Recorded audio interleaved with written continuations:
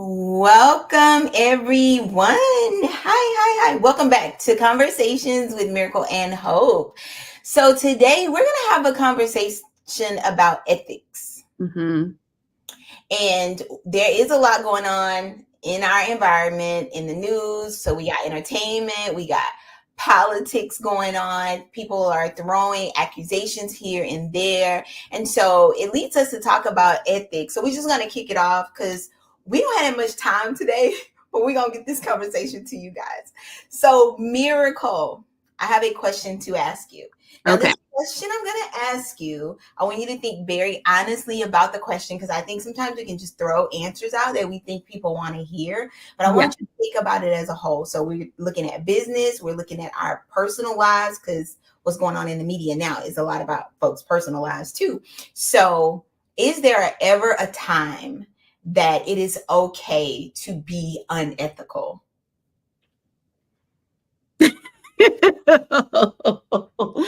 Okay. Unethical. So I immediately go to my family. Yeah. And is that going to protect them?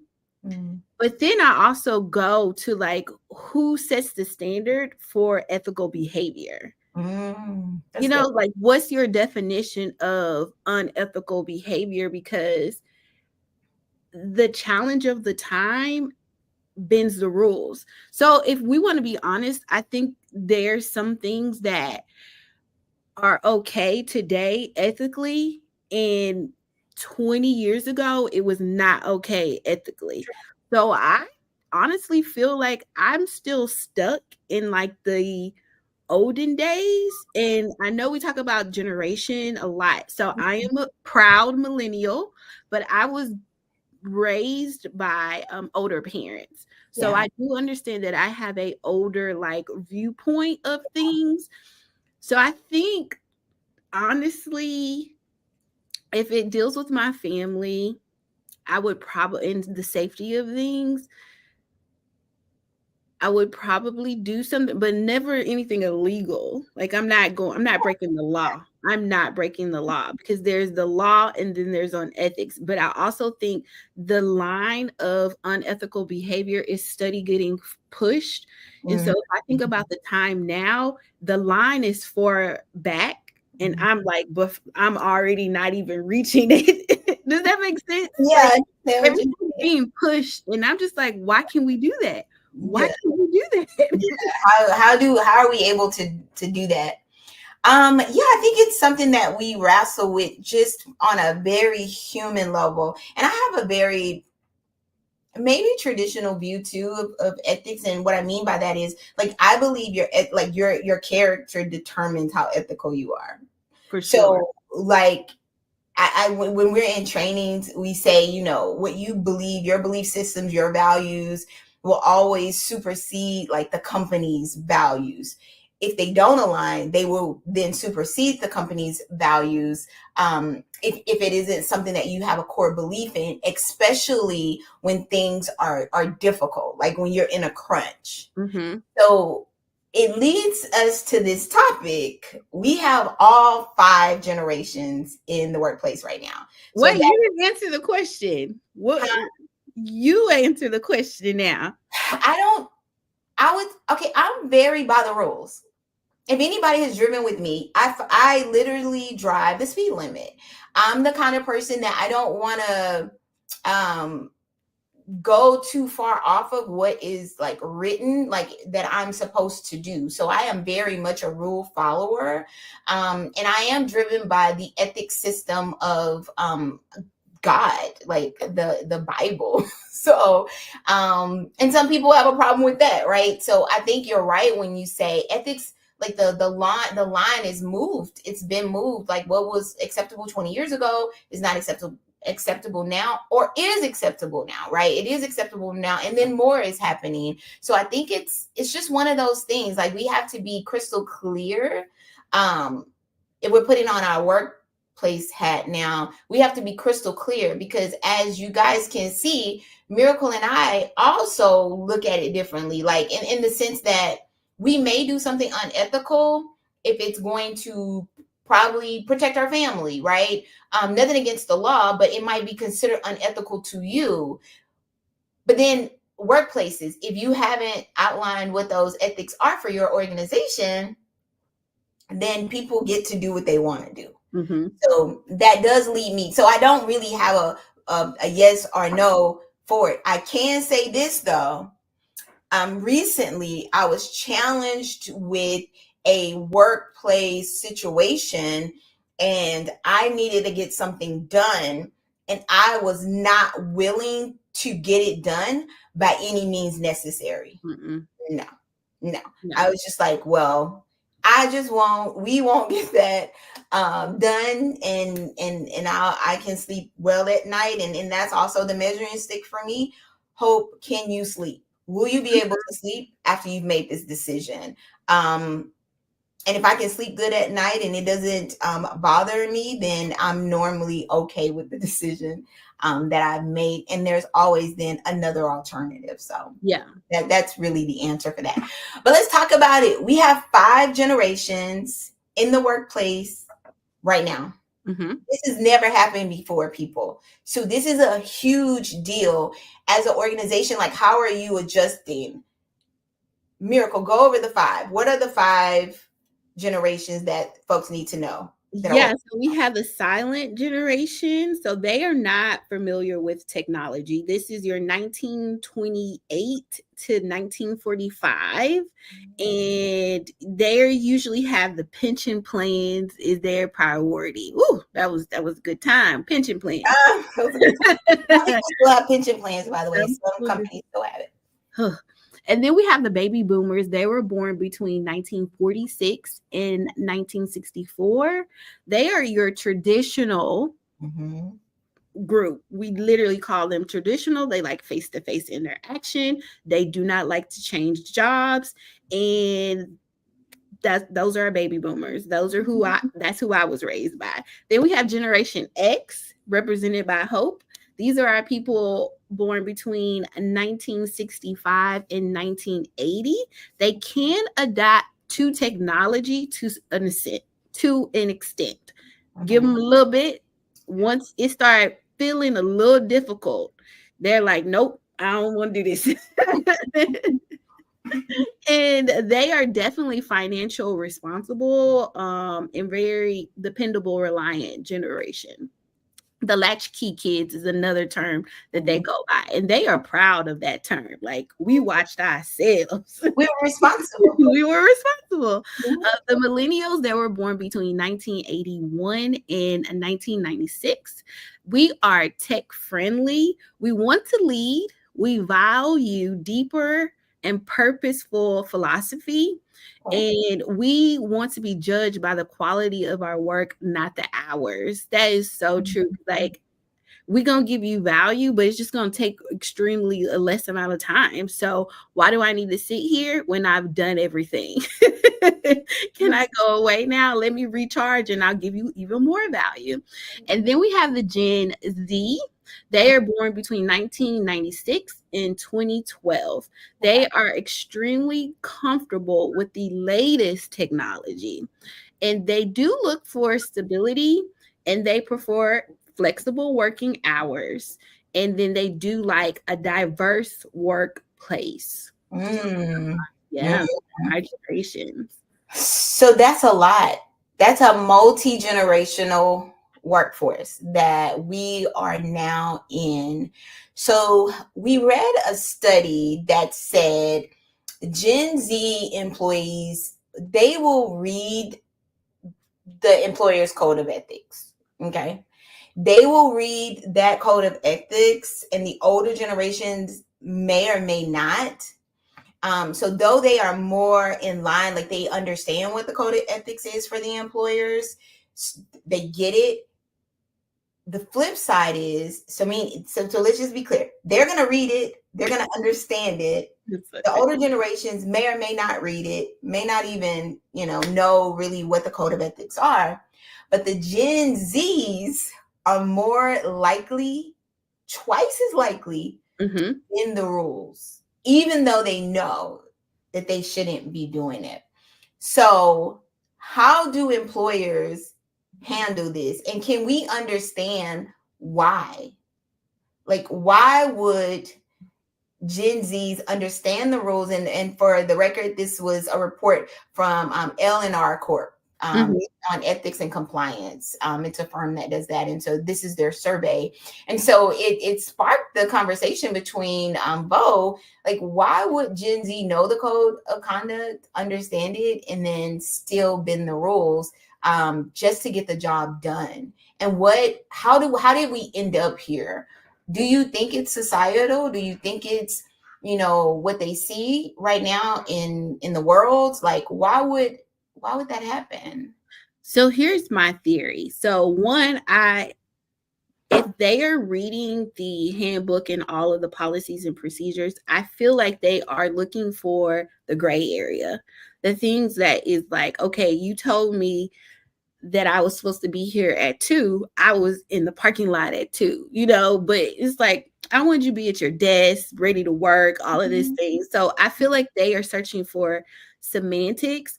And then also, whenever there's an issue in the generation, I always look to the generation above it to Yeah. see what characteristics did they have Mhm. that raised or even birthed the characteristics in the latter generation.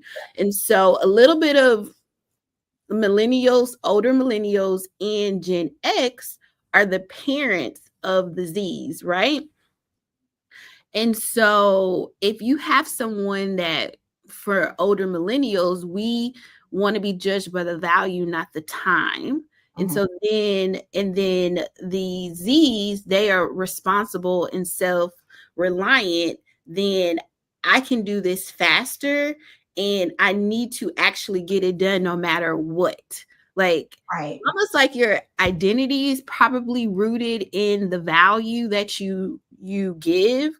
And so I want to make sure that I am producing this work um in the amount of time to get it done, not necessarily thinking about the process. And so everything gets faster and faster and faster. So we want to have this microwave like success, Sure. or we want to go, over the fence instead of through the door. So I think that's creeping into these where they know the law and they're like, this one gray area will allow me to go over the fence between instead of going through the door and go through the process.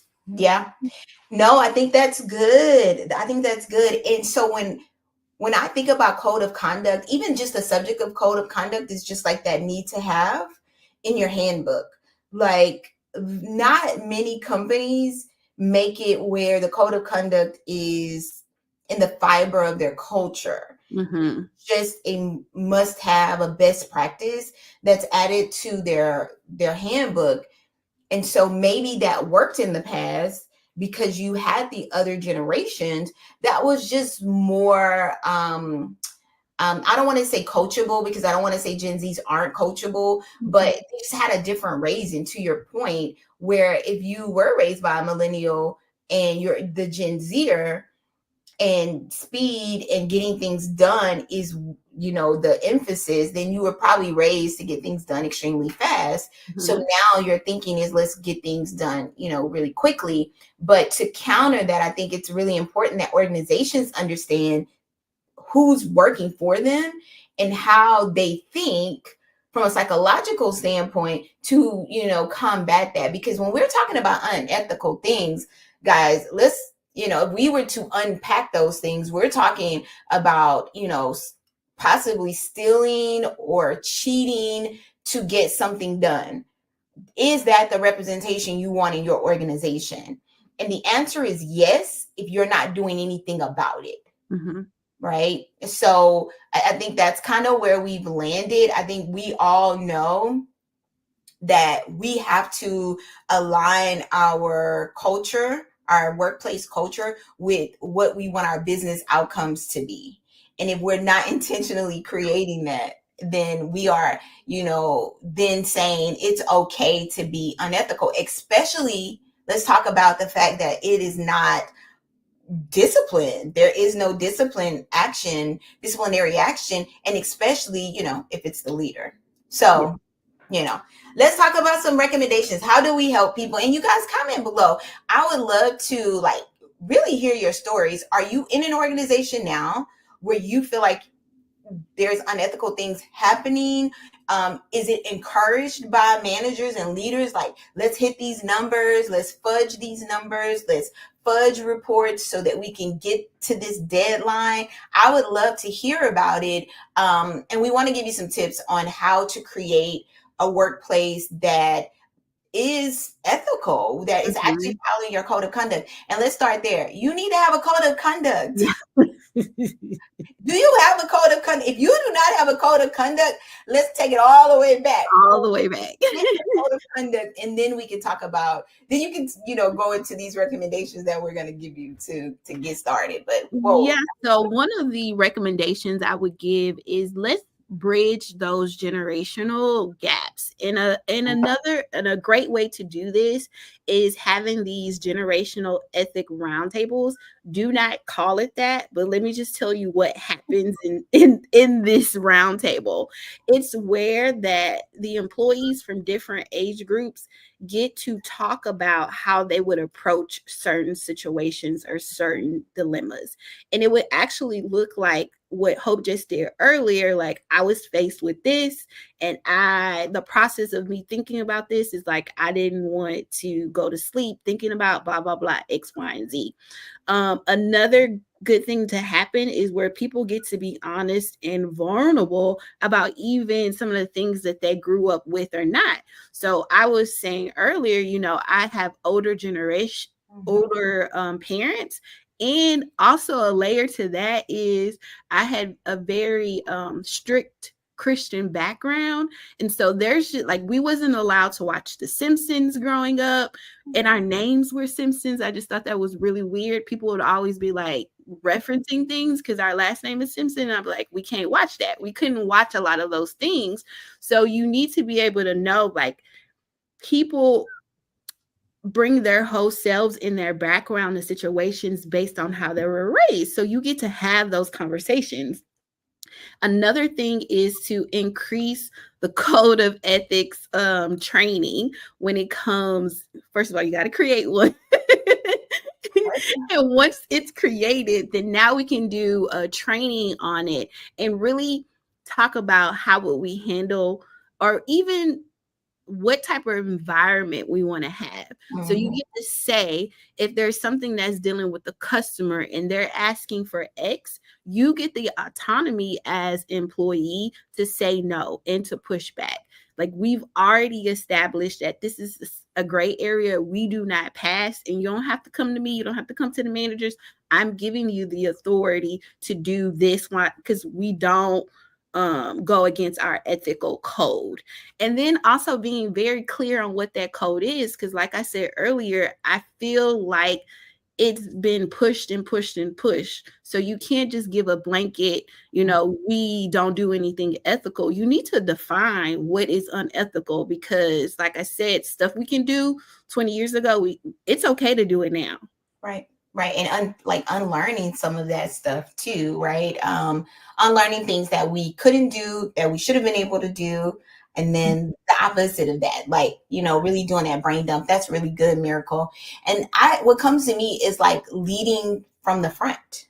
Like, we have leaders, and then new leaders come in, and again, if culture isn't intentionally created, it just happens. So having like a leadership mentorship program where you are really focusing on, the leaders that you train to be ethical within your organization, creating that culture. How do you then pass it down to newer leaders that are coming into the organization? And that looks like a formal mentorship program. We all have heard of mentorship programs, but if you are really wanting to have a culture where your leaders are leading by example, understanding that leaders' number one job is to influence, to coach, and to communicate. Those are the three things that leaders are driving in your organization. You want that influence to be a culture of ethics. Yep. Again, you need a code of ethics first. You need to understand what that is. And then you create mentorship programs. And then your leaders are cycled. Stop having leaders become leaders that are just good at their craft. They're good at their whatever, they're widget makers and they're excellent at that. That doesn't make them great leaders, and it certainly doesn't make them ethical leaders. So it's like really honing in and creating programs that's going to support where you want your business to go. And then the second one is really when you're bringing people into the organization, highlighting not just that you have code of ethics and they're laying flat on your paper, they're not moving, they aren't fluid in the organization, we can't see them. How do a new employee know there's a culture of ethics? I really want you to think about that. Like, how would they know? We understand that culture is about your beliefs and the norms and how we do things around here. That means you need to have language that says, hey, this is what we don't do. It needs to be clear what we don't do. We don't bend the rules. We don't, fudge numbers to make, things happen. We don't do that. We're not making things happen. We're doing it ethically. And there should be testimonies of this, because remember, you had your mentorship program, right? So your leaders understand as they are directing and leading their employees what's acceptable and what's not acceptable. They should hear so much that they should be tired of it, right? Like your leaders probably shouldn't even have to say anything. The coworkers should be sitting around like, we can't do that. That's not a part of our ethics. So I hope this helped. I felt like the timing was really good for this conversation. Comment below. We would love to hear from you guys. Until then, we'll see you on the very next Thursday. Talk to you soon. Bye.